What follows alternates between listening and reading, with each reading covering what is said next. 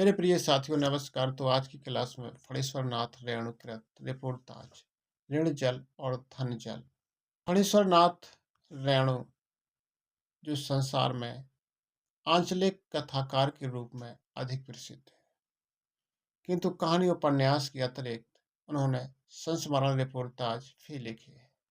नेपाली क्रांति तथा ऋण जल धन जल उनकी प्रमुख रिपोर्टाज हैं। तो रिपोर्टाज में समसामयिक घटनाओं का वर्णन है, वर्णनात्मक शैली में विवरण दिया है, साहित्यिकता और संवेदनात्मकता भी है। रिपोर्टाज एक फ्रांसीसी शब्द है। अब यहाँ से रिपोर्टाज की परिभाषा है। रिपोर्टाज उस गद्य रचना को कहते हैं या उस गद्य रचना को रिपोर्टाज कहते हैं जिसमें किसी आंखों देखी घटना का साहित्यिक कलात्मक के साथ प्रभावशाली विवरण इस प्रकार प्रस्तुत किया जाए कि घटना अपनी पूरी जीवंतता के साथ पाठक के सामने प्रत्यक्ष होकर आ जाए। तो यह क्या है? रिपोर्टाज। तो रिपोर्टाज क्या है कि वह गद्य रचना को रिपोर्टाज कहते हैं जिसमें आंखों देखी घटना हो और साहित्यिक कलात्मकता और प्रभावशाली विवरण को इस प्रकार प्रस्तुत किया जाए कि घटना बिल्कुल आंखों के सामने आ जाए, इस पाठक के सामने आ जाए, उसे हम रिपोर्टाज कहते हैं। इसी प्रकार से ऋण जल और धन जल नामक रिपोर्टाज का सार हम देखने जा रहे हैं। तो ऋण जल और धन जल का शीर्षक की सार्थकता। ऋण जल का अर्थ है पानी की कमी अर्थात सूखा। धन जल का अर्थ है कि पानी की अधिकता या बाढ़। तो बिहार में 1966 में भयानक सूखा पड़ा था, जब अकाल की काली छाया ने पूरे दक्षिण बिहार को अपनी लपेट में ले लिया था और शुष्क धरती पर कंकाल ही कंकाल नजर आ रहे थे। दूसरी ओर सन 1975 में आई प्रलयंकारी बाढ़ ने पटना की सड़कों को जलमग्न कर दिया था। घरों को भी जलप्लावित कर दिया था, घर भी जल से भर गए थे। लाखों लोगों में जीवन का संकट आ गया था। मानवीय व्यवस्था और यातना से त्रासमय हाहाकार देखा गया। लेखक का संवेदनशील जो मन था वो व्याकुल होकर रिपोर्टाज लिखने के लिए बाध्य हो गया। इसमें क्या आश्चर्य है? इस रचना में लेखक ने सच्चाई या यथार्थ का एक ऐसा शब्द चित्र प्रस्तुत किया है जो पूरी तरह जीता जागता यानी जीवंत। सूखा और बाढ़ पर आधारित रिपोर्टाज होने से इसका शीर्षक ऋण जल और धन जल बहुत अच्छा लगता है। यह पूरी तरीके से सार्थक भी है। इस रचना में 1975 में आई भयंकर बाढ़ से आम जनता की समस्याओं का वर्णन है। बाद में आने वाले अंश 1966 में बिहार में पड़े सूखे के कारण उत्पन्न अकाल भयंकर त्रसदी का विवरण भी दिया गया है।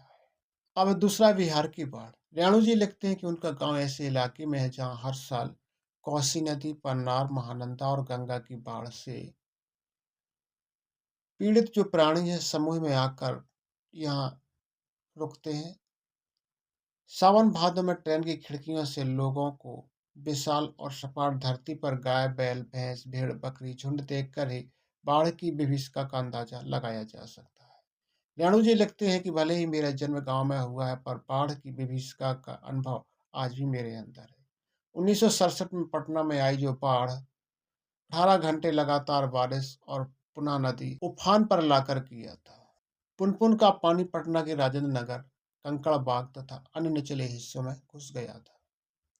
लेकिन इस बार 1975 में जब पटना का पश्चिमी इलाका छाती तक पानी से भर गया था और डूबने लगा था, और उन्होंने घर में ईंधन, आलू, मोमबत्ती, दिया सलाई, पेयजल, आवश्यक दवाइयां रख ली थी।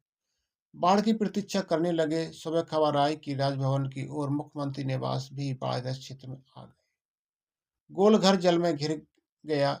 शाम को वे रोज की तरह कॉफी हाउस जाने को निकले तो रिक्शे वाले ने सूचना दी कि आप कहाँ जाइएगा, जहाँ जा रहे हैं वो भी बाढ़ के क्षेत्र में आ गया। रेणु जी ने कहा चलो देखते हैं पानी अब कहाँ तक आ गया है। वे रिक्शा पर बैठ गए। लोग वाहनों पर पैदल ही पानी देखने जा रहे थे। कॉफी हाउस बंद कर दिया गया था। रिक्शा वाला कुछ और आगे जाना चाहता था, पर एक व्यक्ति ने चेतावनी दी, "ये रिक्शा करंट बहुत तेज है, आगे मत जाओ।" रिक्शा मुड़कर हम गांधी मैदान की तरफ चल पड़े। पैलेस होटल इंडियन एयरलाइंस के दफ्तर के सामने पानी धीरे-धीरे आ रहा था। एक ग्रामीण मुस्टंडा बोला, "ईह!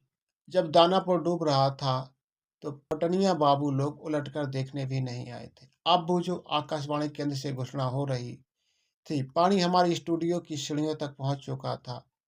किसी भी क्षण स्टूडियो में प्रवेश कर सकता था। कलेजा धड़क उठा, किंतु हम तुरंत ही सहज तैयार हो गए, क्योंकि पानी देखकर लौटे हुए लोग आम दिनों की हंस बोल रहे थे। हाँ, दुकानों पर हड़बड़ी थी। लोग ज्यादा से ज्यादा सामान सुरक्षित कर लेना, हटा लेना चाहते थे। पान वालों पर भीड़ थी। आसन संकट से कोई प्राणी आतंकित नहीं दिख रहा था।